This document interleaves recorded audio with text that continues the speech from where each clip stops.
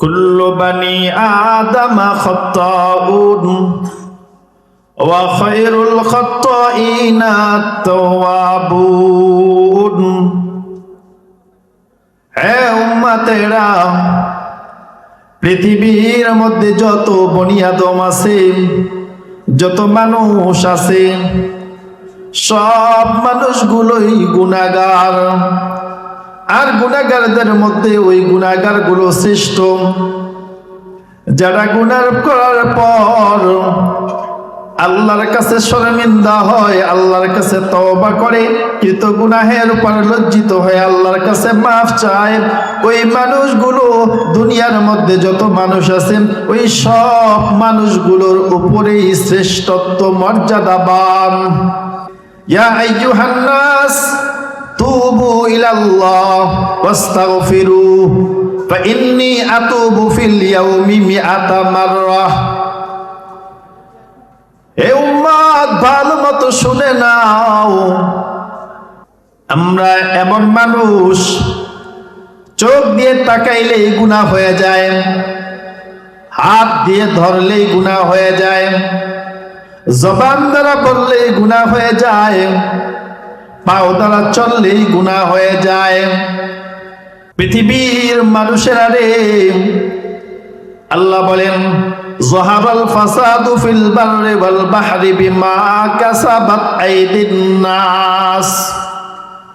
জলভাগে স্থলভাগে যত অশান্তি হয়, যত দুর্দশা দুঃখ হয়, এগুলো কিসের জন্য? কিসের জন্য? এগুলো সব হলো আমাদের হাতের কামাই, গুনাহের জন্য। دوران بقا جو بعد صحرا بگذاشتم، دوران بقا جو بعد صحرا بگذاشتم، تلخ خوشی و زشت و زیبا بگذاشتم، تلخ و خوشی و زشت و زیبا بگذاشتم۔ अल्फाज व मानी में तफावत नहीं, लेकिन मुल्ला की अदा और मुजाहिद की अदा और मुल्ला की अदा और मुजाहिद की अदा और रह गया उसमें अज़न रूह बिलाल ना रही, फलसफा रह गया है तलकीन गज़ाली ना रही, फलसफा रह गया है तलकीन गज़ाली ना रही।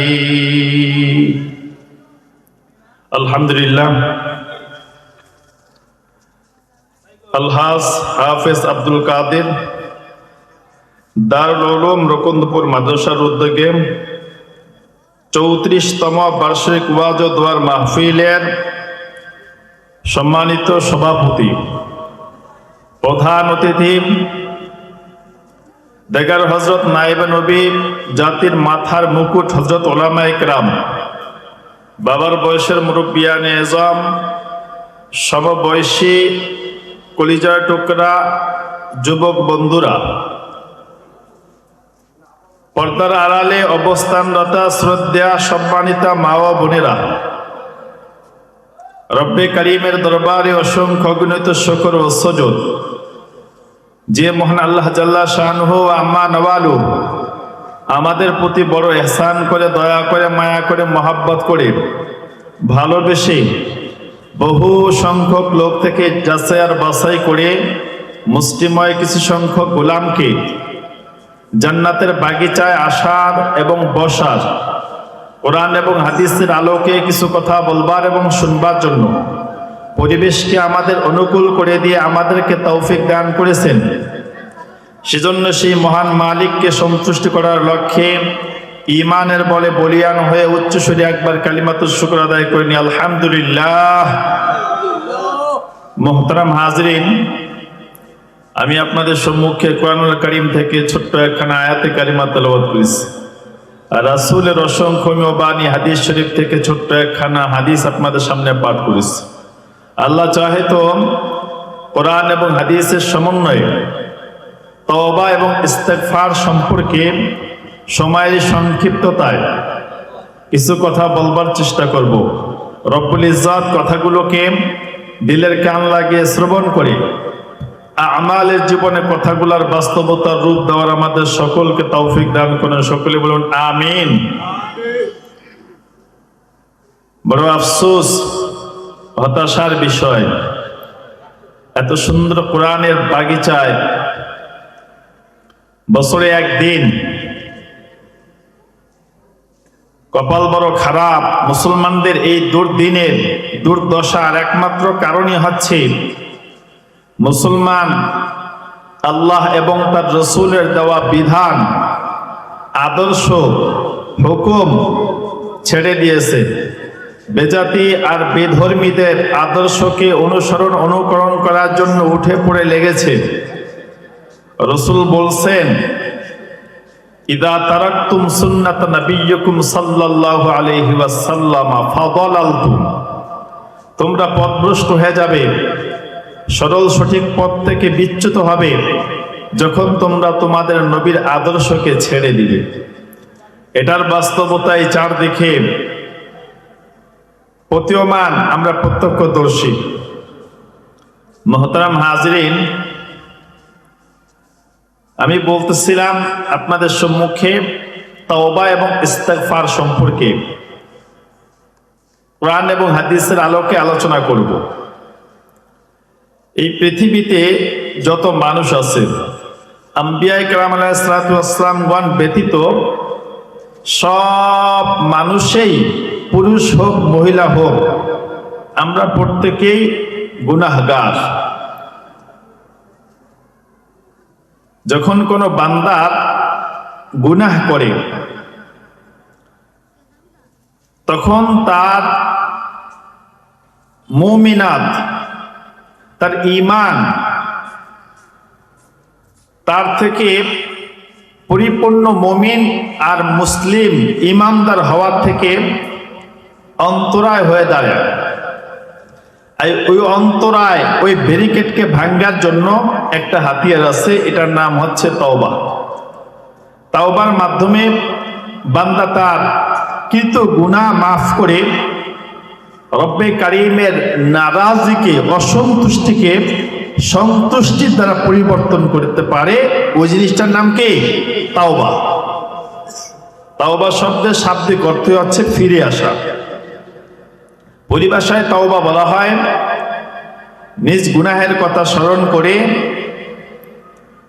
গুনার কাজকে ছেড়ে দিয়ে অনুতপ্ত, লজ্জিত হয়ে, শর্মিন্দা হয়ে রব্বে কারীমের কাছে মাফ চাওয়া, ক্ষমা চাওয়া, হে আল্লাহ এই ভবিষ্যতে এই গুনাহ আমি আর করব না, এই প্রতিজ্ঞাবদ্ধ হওয়া।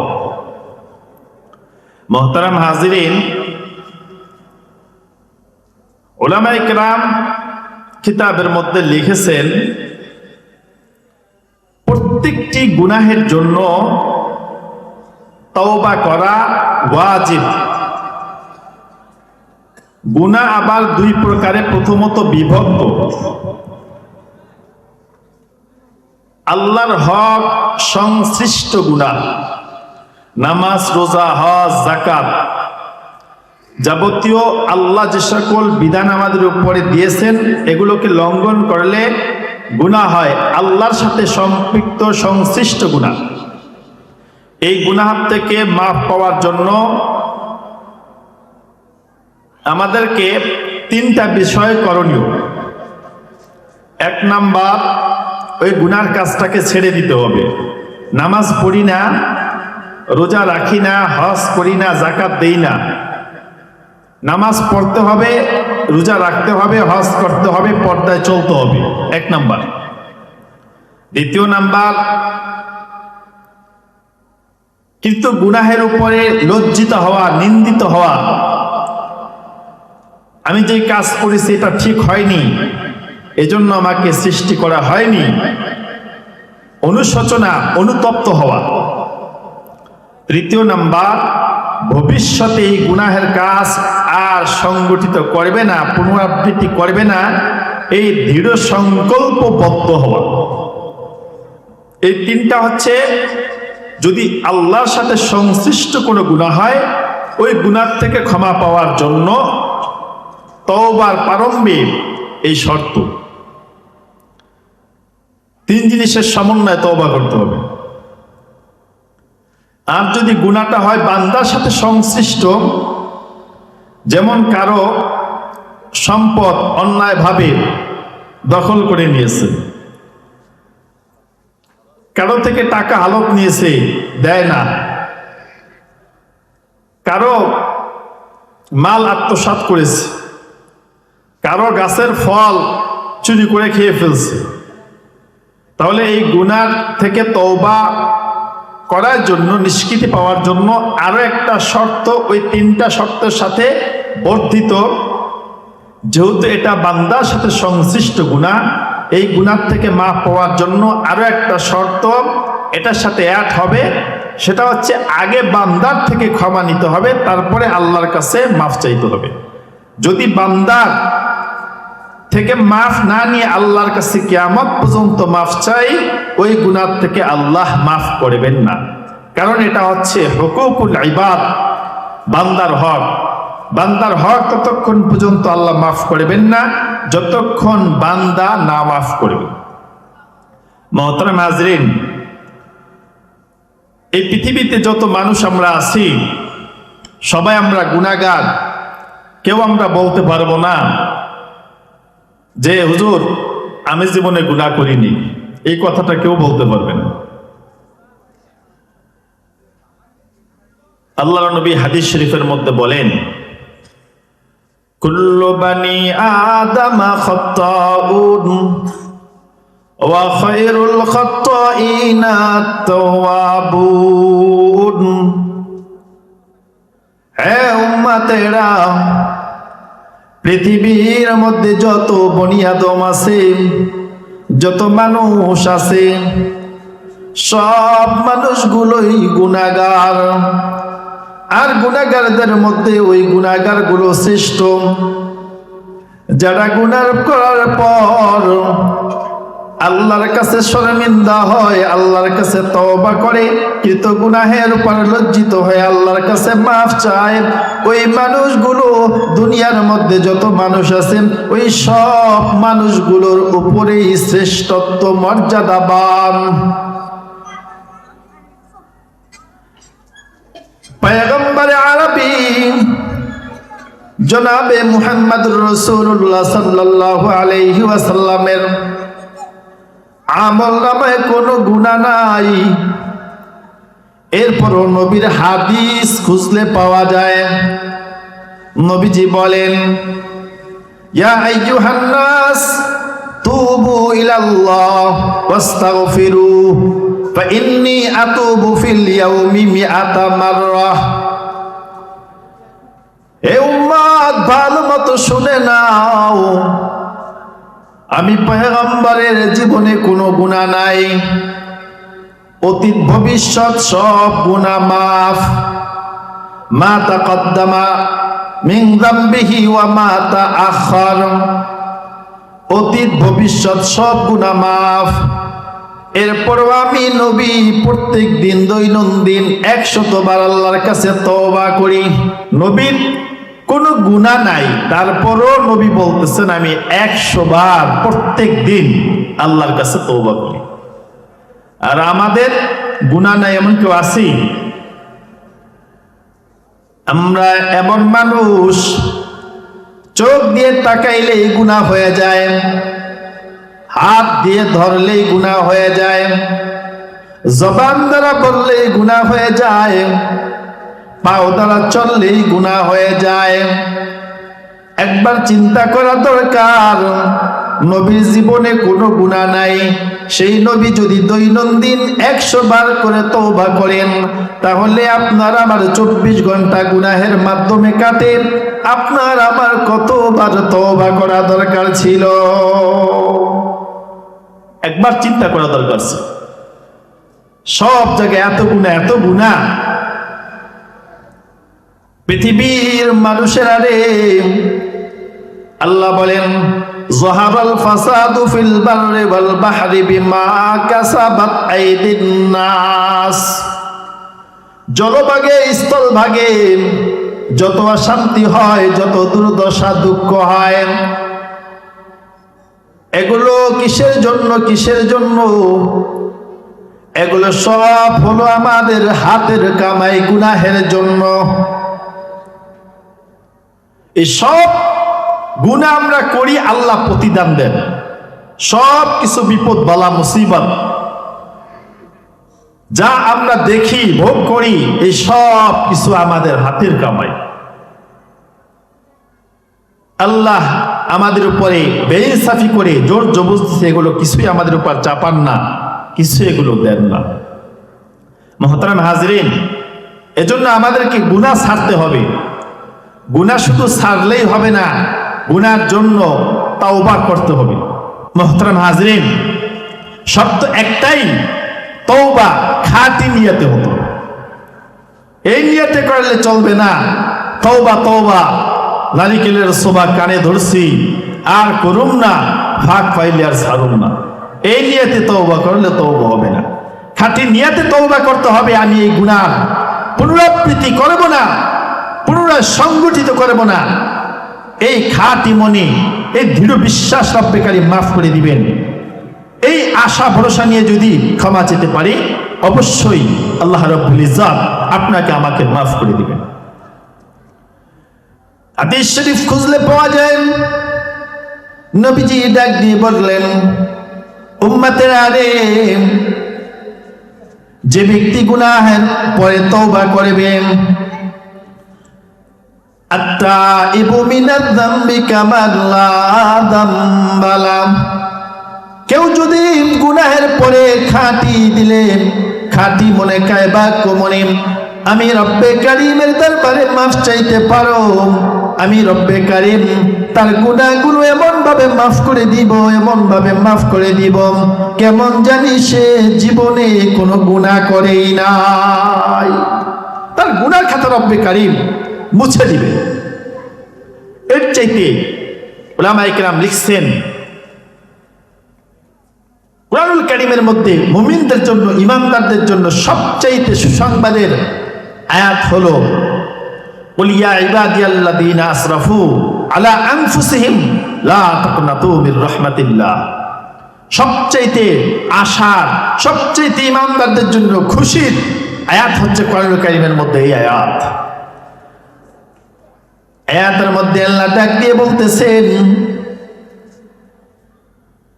হে আমার ইমানদার বান্দা বান্দিরা, আমার ইবাদত গুজার বান্দা বান্দিরা, যারা নিজেদের নফসের উপরে জুলুম করেছো, অন্যায় করেছো, অবিচার করেছো, লা তাকনাতু মির রাহমাতিল্লাহ, যত গুনাহ করেও তোমার গুনাহ যদি পাহাড় পরিমাণ হয়, তোমার গুনাহ যদি সাগরের ফেনা পরিমাণ হয়, আমি রব্বে কারীমের দয়ার মায়া তার চাইতে কোটি কোটি গুণ বেশি বড়।